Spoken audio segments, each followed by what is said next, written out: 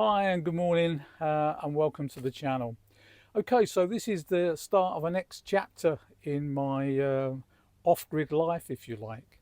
Just briefly, way back, or I don't know, 15, 16, maybe more years ago, I started with full-time van life, and that kept me going until the beginning of 2023. And then I don't know, I just fancied a change. I just an itch to scratch, and so I decided that I would have a change. And the change was that I sold the camper van and bought a narrowboat, and I've lived on that narrowboat for the past 2 years up until very recently. But as much as I enjoyed the narrowboat, I was finding it a bit difficult not being able to get away and get abroad as I used to with the camper vans and the motorhomes. So I bought myself a small camper van last November, which you've seen in the previous couple of videos. And the idea was really just to get away for weekends, the odd week here and there, whatever, just to sort of, I don't know, scratch the itch back again, if you like. But because of it was so cold in the winter, I was really, feeling the cold over this last winter. So I decided to take the bull by the horns, pack some stuff in the camper, and head off down to Spain. So I set off and went down to Spain. Spent 7 weeks down in Spain, and it just really rekindled my interest in motorhomes and camper vans. The ability to be able to get up and go, move on when you want to, and travel distances.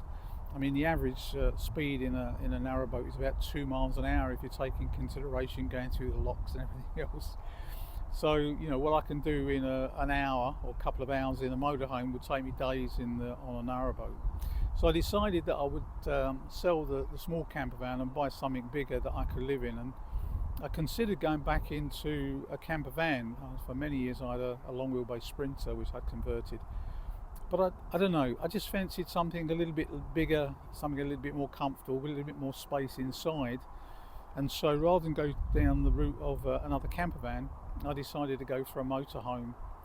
And I looked lots, and obviously I was working to a budget. I didn't have unlimited funds. And this Bessica came up. So it's a Bessica E745, 7.4 metres in length.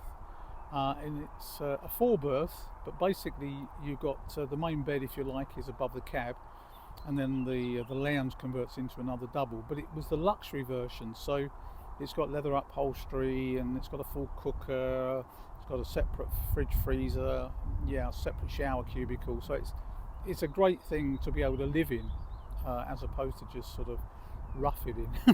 So I decided to go ahead and buy it. I've had it a couple of weeks now. I've been away for a few days in it just to sort of get used to it, and it's proved to be everything I wanted it to be. There are a few little issues with it, nothing serious. Things I'll try and get changed up. The reversing camera doesn't work. I know that may sound silly, but with a vehicle this length, it's always handy.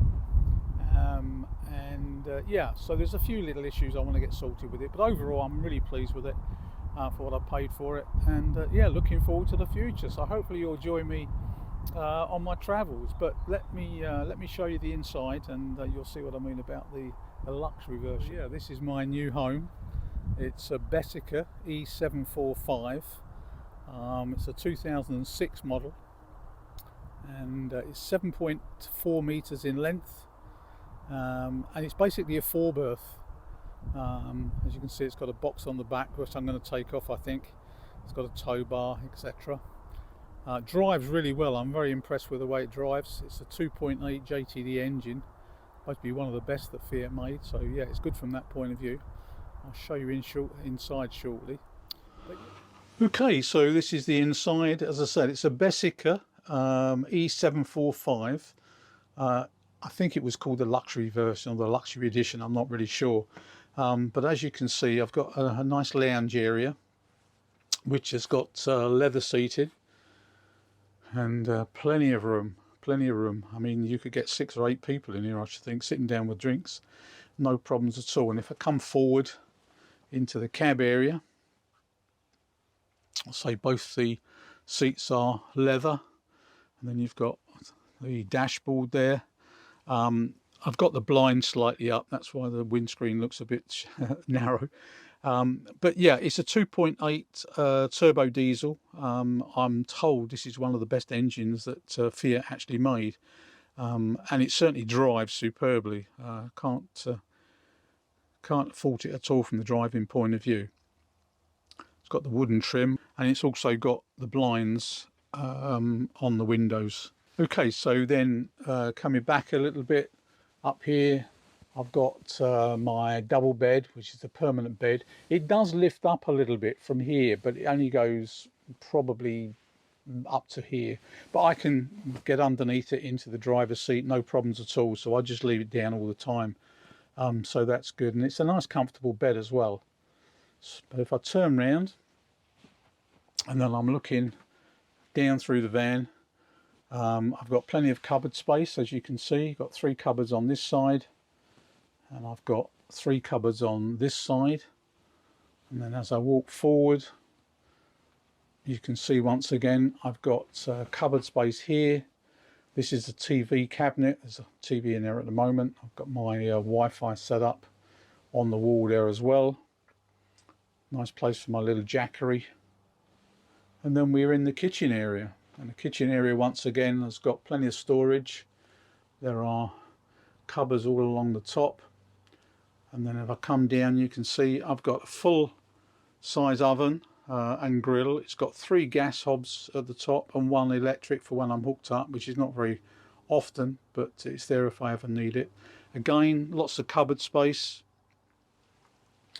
A little sort of working shelf here, a spice rack over the back there, and then I've got these pull-out cupboards. Let me just show you properly. Yeah, so I've got these 3 sort of pull-out sliders.